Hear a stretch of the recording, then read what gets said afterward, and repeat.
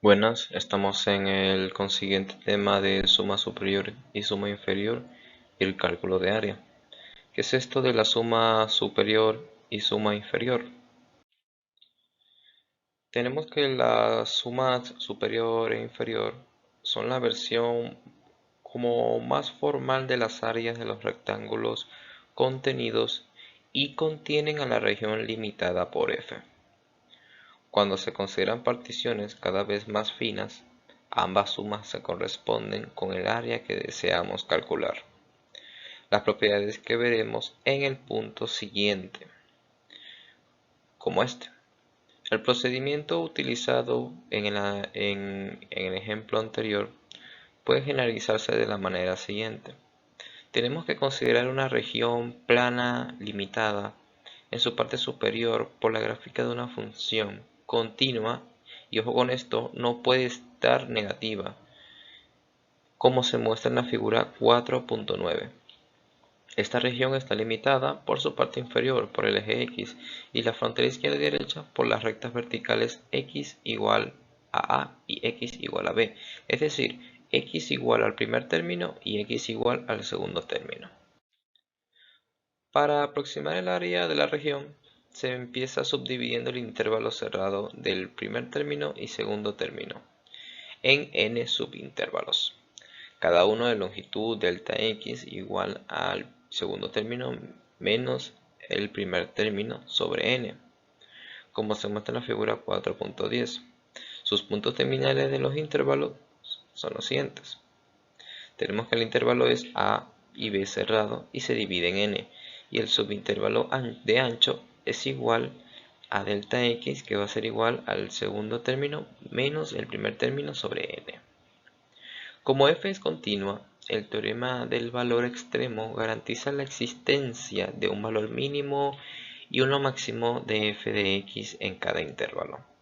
El valor mínimo de f de x puede ser representado por f m minúscula i, que representa el valor mínimo de f de x en el enésimo subintervalo.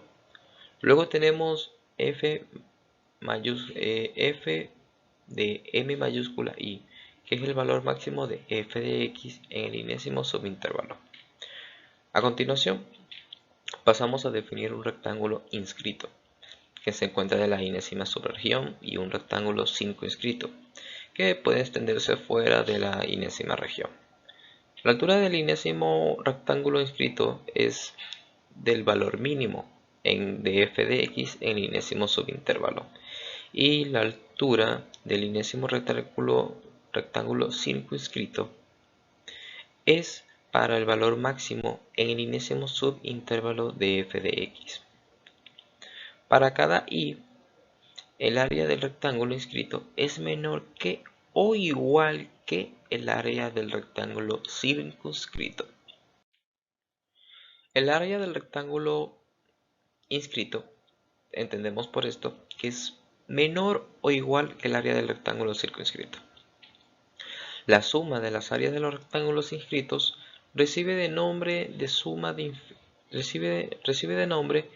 un nombre que está llamado como suma inferior, y las sumas de las áreas de los rectángulos circunscritos se conocen más que todo por suma superior, llamándolos así suma inferior y suma superior. Tenemos que la suma inferior está representada por S minúscula de n con la sumatoria del valor mínimo de f de x en el enésimo subintervalo.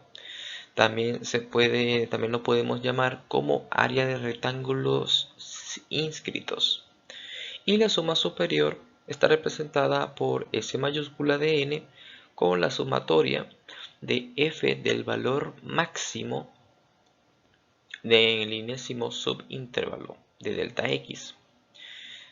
Esto lo podemos llamar también, se encuentra en el área de rectángulos circunscritos. En la figura 4.11 se puede observar que la suma inferior del área del rectángulo inscrito es menor o igual que la suma superior del rectángulo circunscrito. Además, el área real de la región se encuentra entre dos sumas. Ejemplo de esto. Bueno, tenemos un ejemplo más o menos sencillo de cómo hallar la suma superior e inferior de una región. Primero debemos determinar la suma superior e inferior de la región delimitada por la gráfica de f de x igual a x cuadrado y el eje x entre x igual a 0 como primer término y x igual a 2 como segundo término. ¿Cómo solucionamos esto o cómo resolvemos esto? Para empezar, lo primero, agarramos y dividimos el intervalo cerrado de los términos, es decir, el primer término que es 0 y el segundo término que es 2. Y lo dividimos sobre n, cada uno de ancho. Es decir, tenemos como ejemplo aquí abajo que delta x va a ser igual al segundo término, en este caso el 2, menos el primer término, en este caso el 0. Esto lo vamos a dividir sobre n y nos queda la operación 2 menos 0, que va a dar igual a 2 sobre n, por lo que da como resultado 2 sobre n. Utilizando los puntos terminales izquierdos, la suma inferior es la sumatoria del área mínima de delta x y nos queda como resultado 8 tercios menos 4 sobre n más 4 sobre 3n cuadrado. ¿Y qué hacemos con la suma superior? La suma superior la mayoría de veces nos va a arrojar el mismo resultado, pero con algún signo positivo, ya que la suma superior tiene que ser mayor a la suma inferior, mayor o igual. Entonces nos arroja como resultado 8 tercios más 4n más 4 tercios de n cuadrado. A lo que llegamos al siguiente tema, que es límites y cálculo de área.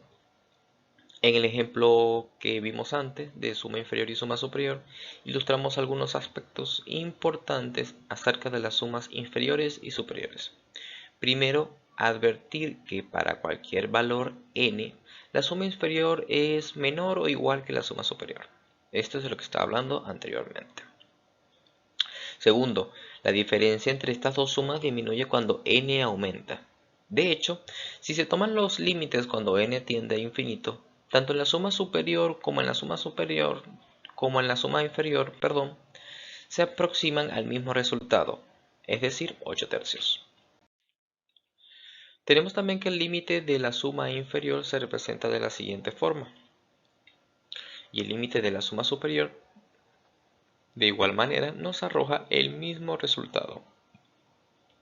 El siguiente teorema muestra que la equivalencia de los límites, ojo con esto, cuando n tiende a infinito, de las sumas superior e inferior no es una mera coincidencia. Este teorema es válido para toda función continua y no negativa en el intervalo cerrado del primer término y segundo término, es decir, intervalo cerrado de a y b. La demostración de este teorema es más adecuada para un curso de cálculo mucho más avanzado. Tenemos el teorema 4.3, que es el límite de la suma superior e inferior. Tengamos en cuenta que f es continua y no negativa en los siguientes intervalos. Los límites cuando n tiende a infinito de las sumas inferior y superior existen y son iguales entre sí. Esto se representa de la siguiente forma. El límite cuando n tiende a infinito del valor mínimo, es decir, de la suma inferior, va a ser la sumatoria del valor mínimo y del valor máximo de delta x, donde delta x va a ser igual al segundo término menos el primer término sobre n, y el valor máximo y el valor mínimo de f en el subintervalo. Debido a que se alcanza el mismo límite tanto con valor mínimo como con valor máximo, se sigue a partir del teorema del encaje o también llamado el teorema del emparedado. Esto es el teorema 1.8 que se puede encontrar en el libro de cálculo 1, en el que la elección de x y el enésimo intervalo no afecta el límite. Esto significa que se está en libertad de elegir cualquier valor de x arbitrario en el enésimo subintervalo, como la siguiente definición del área de una región en el plano. ¿Qué es esto de una definición del área de una región en el plano? Pues tengamos en cuenta que f es continua y no negativa como en los casos anteriores. El área de la región limitada por la gráfica de f, el eje x y las verticales, es decir, x igual a a y x igual a b, será igual al área, donde el límite cuando n tiende a infinito va a ser la sumatoria de los terminales derechos o terminales izquierdos, donde delta x tenemos en cuenta que delta x va a ser igual al segundo término menos el primer término sobre n. El ejemplo 1 nos dice así: hallar el área mediante la definición del límite.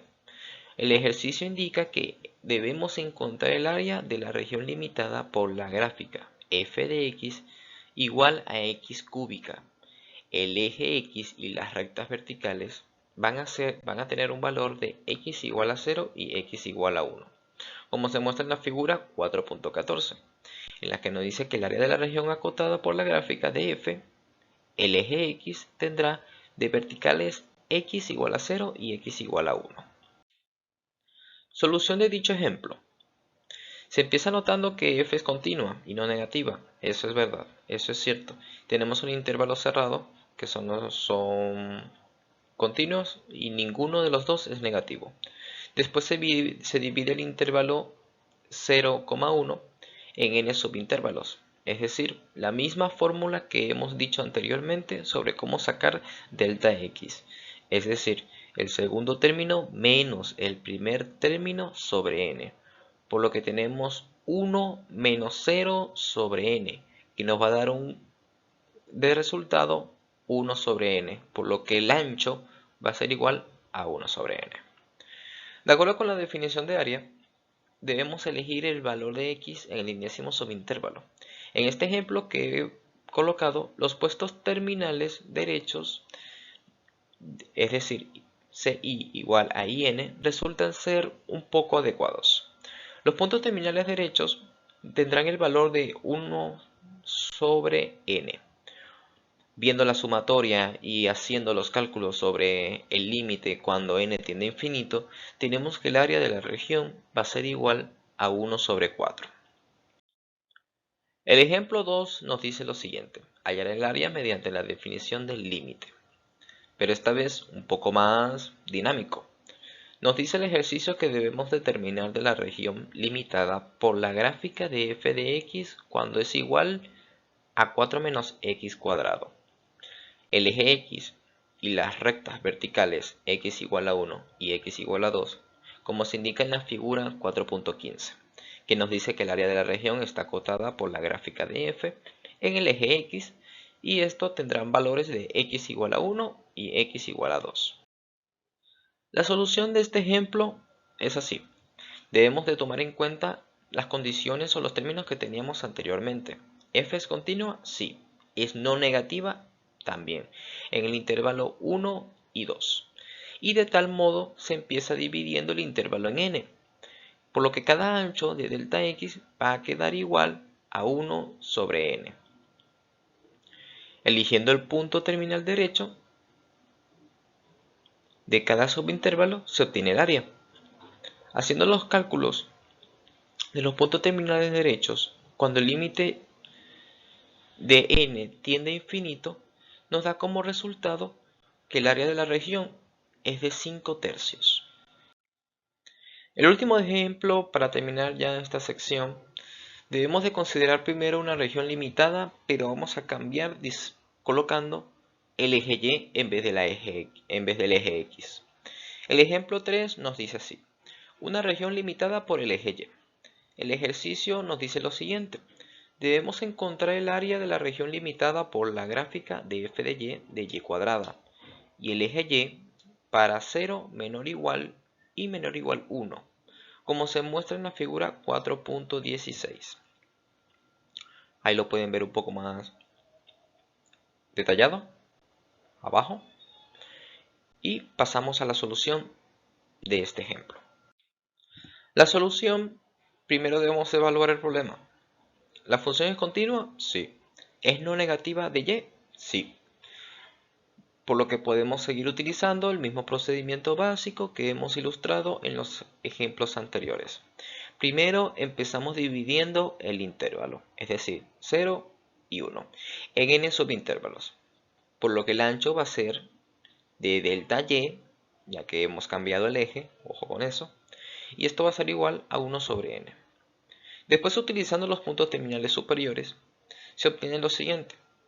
Tenemos que el área del límite cuando n tiende a infinito nos da como resultado del área de la región 1/3.